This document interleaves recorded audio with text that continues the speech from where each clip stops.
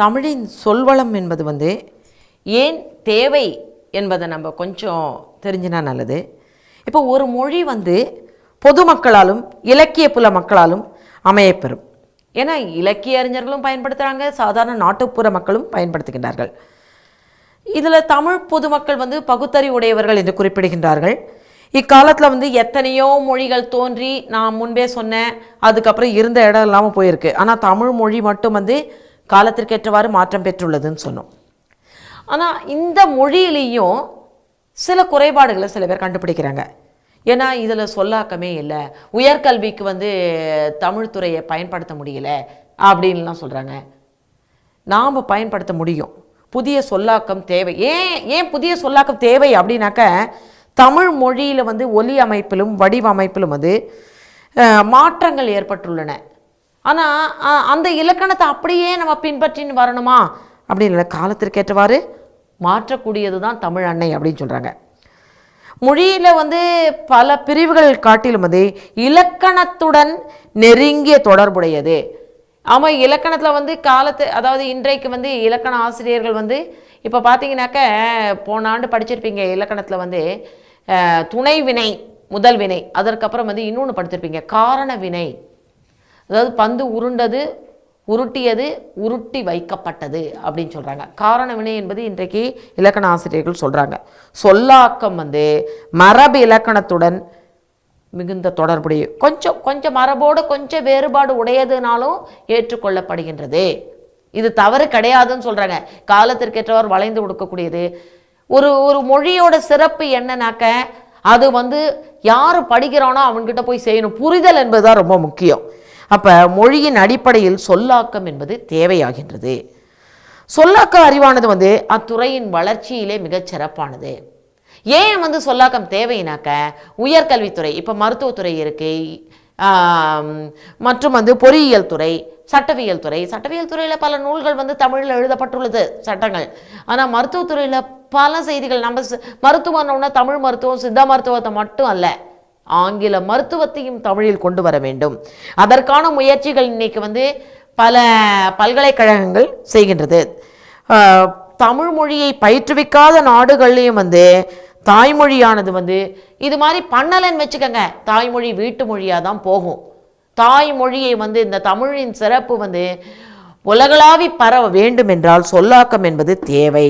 அறிவியல், மருத்துவம், பொறியியல் மற்றும் போன்ற துறைகளில், உயர்கல்வி துறைகளில் பல சொல்லாக்கங்கள். இப்போ அறிவியலில் என்ன சொல்லாக்கம் அப்படின்னாக்க, இப்போ ஒரு குறிப்பிட்டப்ப ஹைட்ரஜன் குளோரைடு அப்படின்னா அதை எப்படி தமிழில் எழுதுறது அப்படிங்களாம். இப்போ ஆக்சிஜனை உயிர் வளின்னு சொல்கிறோம், ஆக்சிஜனை உயிர் வளிங்கிறோம். கார்பன் டை ஆக்சைடை கரிவளின்னு சொல்கிறோம். அதனுடைய இயல்பு, பண்பு ஆகியத்தை வச்சு அப்போ தான் அறிவியல் தமிழ்னு ஒன்று உருவாக்கினாங்க.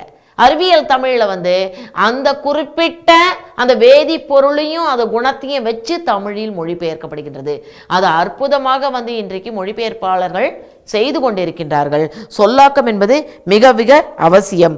அப்போதான் இந்த 2000 ஆண்டுகளுக்கு முன்னாடி தோன்றிய இந்த மொழி எத்தகைய முன்னை பழமைக்கு பழமையாகவும் புதுமைக்கு புதுமையாகவும் விளங்குகின்றது என்பதை நாம் அறிகின்றோம். இந்த பாடத்தை பொறுத்த வரைக்கும் அடிவகை, கிளை வகை மற்றும் காய்ந்த தாவரத்தின் பகுதி, இலை வகை ஒன்றொன்னா பார்க்கணும். அடிவகை அப்படின்னு சொல்லும்போது அந்த வினா பொதுவாக கேட்பாங்க. எப்படின்னாக்கா, தாவரங்களில் தமிழ் சொல்வளம் பற்றி விளக்குக அப்படின்னாக்கா அடிவகையில் 2 எழுதுங்கோ. அதுக்கப்புறம் கிளை பிரிவுகள். கிளை பிரிவு ரொம்ப, நான் சொன்னாலே அடிமரத்துலேருந்து கிளைச்சி வருது கவை, அதுக்கப்புறம் கொம்பு, அது மாதிரி ஒன்றொன்னா ஒரு படிநிலையாக வச்சு எழுதினா உங்களுக்கு எளிமையாக இருக்கும். அதுக்கப்புறம் இலை வகைகள், ஒவ்வொரு தாவரத்திற்கும் இலை வகை எவ்வாறு வேறுபடுகின்றது. அதுக்கப்புறம் கொழுந்து வகைகள், பூவின் நிலை, பிஞ்சு வகை என்று ஒவ்வொன்றையாக நம்ம பார்த்துட்ருக்கோம். இதில் தொகை சொற்கள் பற்றி உங்களுக்கு கொஞ்சம் சொல்லலான் இருக்கேன். ஏன்னா தமிழில் உள்ள சிறப்பே அந்த தொகை சொற்கள் தான். இப்போ பார்த்தீங்கன்னாக்க, இருதிணை அப்படிங்கிறது உயர்திணை, அக்ரிணை.